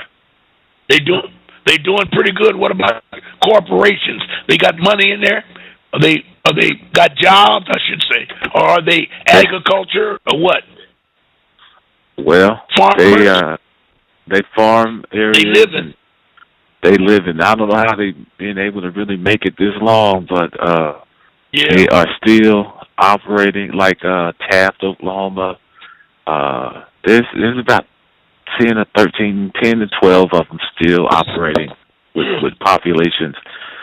The rest of the counties have grown up around them, so they're able to, live here and drive over there and work and whatnot. But they are still black towns. Yes, sir. That's good. All right, brother. Yes, sir. Okay, thank you. Okay. Thank you. Thank you. Ron, we have one more question in the chat room. Someone is asking, can we ever get this land back? I wish. Well, the answer is yes, but the question would be when.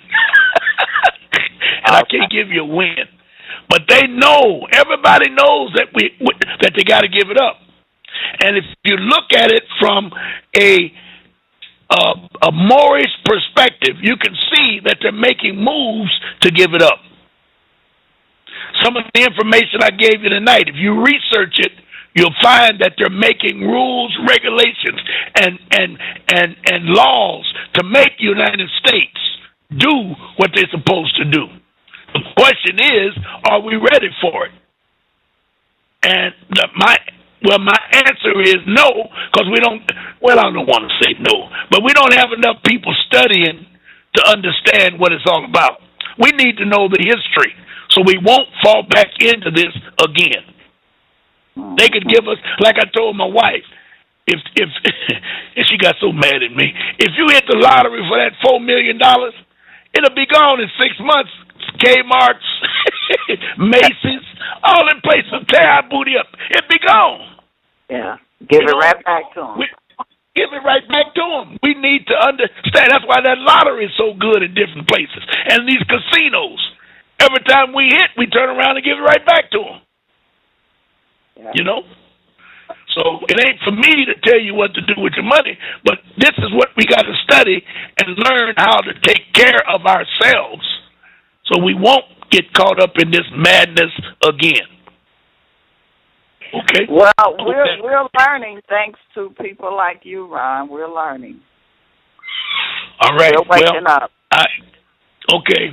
Well, I do what I do what I can to wheel and deal. So let's stay on it. Stay educated. Keep studying, and we'll make it.